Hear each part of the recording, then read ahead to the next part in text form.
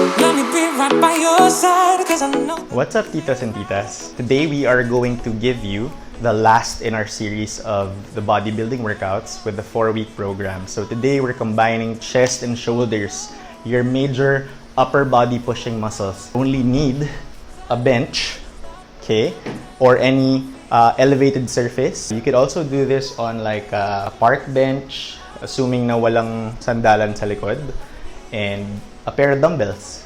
So that's all you need. Now I have a tiny little mat here for just to be used as for my hands, since I'll be doing some elevated push-ups or incline push-ups. So the first one we're going to do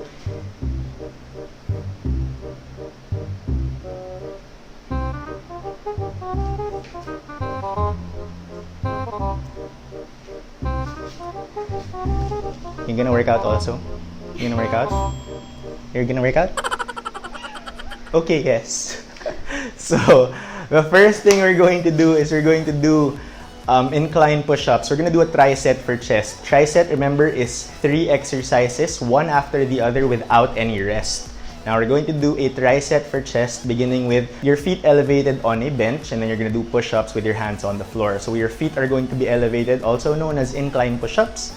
And then after that, we are going to proceed to flat bench dumbbell presses. And finally, when your chest muscles and your shoulder muscles are slightly fatigued, we're gonna move on to dumbbell flies to further isolate the chest muscles, okay, without the help of your shoulders and your triceps, or at least to minimize those 3. Okay, the next one, we're gonna do a tricep for your shoulder muscles, okay? For your shoulders, you get big, bolder shoulders. Maganda tignan sa t-shirt.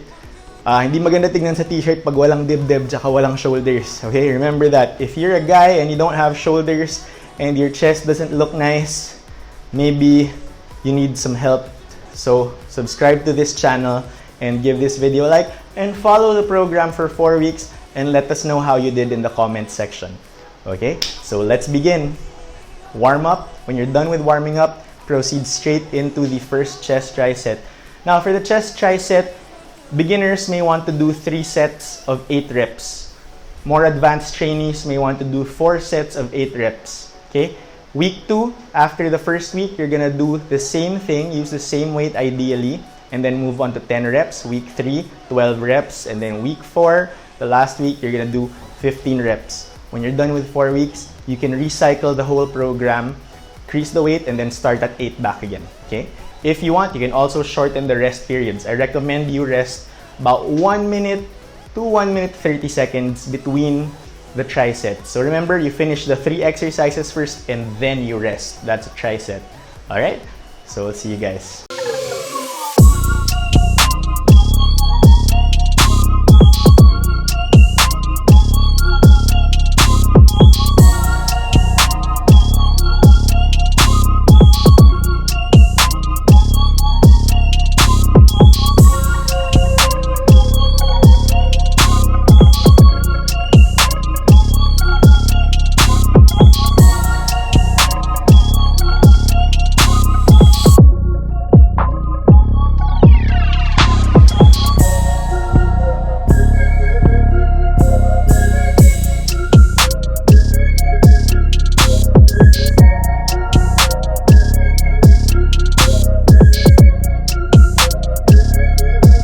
Okay, so we're gonna begin with the chest tricep.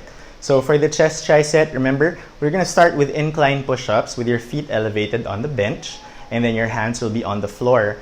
After that, we're gonna move on to flat dumbbell bench presses and flat dumbbell flies to further isolate once the compound multi-joint movements are done. So the 2. We're doing this in order of difficulty.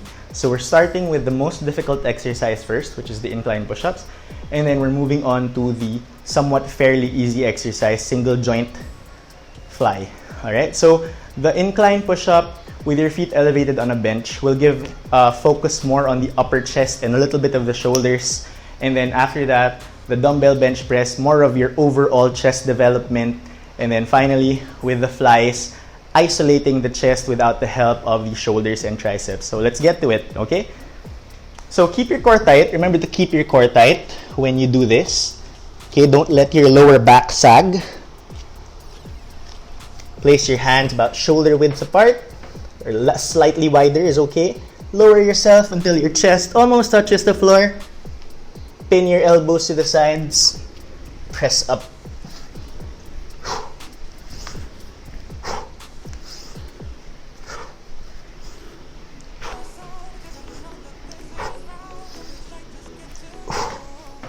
When you're done with 8 reps, step off and head straight to the dumbbells. Now I'm using an ab mat. I'm using an ab mat here just as a cushion for my head. But if your bench has cushion, that's better. You can also use a towel or a folded yoga mat for your head if matigas yung bench. Okay? Pick up the dumbbells. Lie down. And press. Lower under control.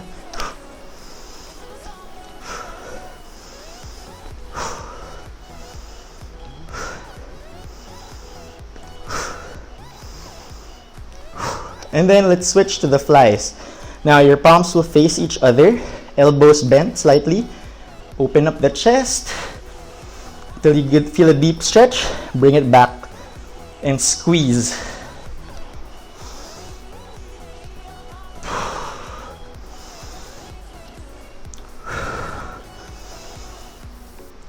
Try not to let the dumbbells touch each other so you don't lose tension.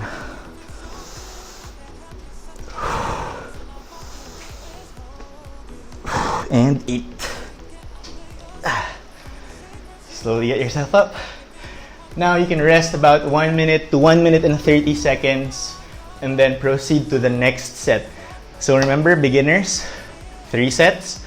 Slightly intermediate to advanced, 4 sets. We're gonna do shoulders next, so don't leave, okay? So we're gonna start in a seated position. We're gonna start with, we're gonna start with the more difficult movement. So we're gonna go for an alternating dumbbell press. After the alternating dumbbell press in a seated position, we're gonna go for a seated Arnold press, popularized by Arnold Schwarzenegger kasi ito yung favorite shoulder exercise ni Arnold Schwarzenegger. Alright? Arnold noong unang panahon na, hindi yung Arnold ngayon kasi yung Arnold ngayon, vegan na daw siya. Okay? So, after that, we're gonna move on to the last one, which is a standing upright row for the dumbbells. Hits your traps also a bit. So, we're gonna hit that whole shoulder complex, a little bit of the rear as well, and the traps. Alright? So, follow along with this. Sit down. Okay. Place the dumbbells by your sides. Now, 45-degree angle is okay. Press 1.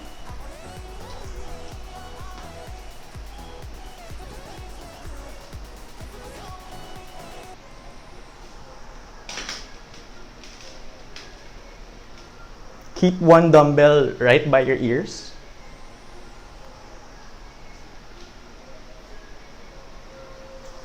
Stop short of lockout to maintain focus on the shoulder muscle. Whew. Alright, shoulders are warm now. So we're gonna move on to the Arnold press. Hold them right in front of you with your palms facing your shoulders and rotate and press up. Stop short of lockout. Go back down in a controlled fashion.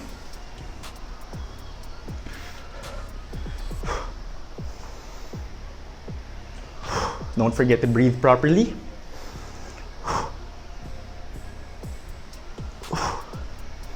Brace your core for stability. Now my shoulders are fried. We're gonna move on to fried chicken. Sorry, no, not fried chicken. Upright row. Alright, now, with your palms facing your thighs, grip the dumbbells at arm's length and pull. Pause for a count. Reverse the movement down, control.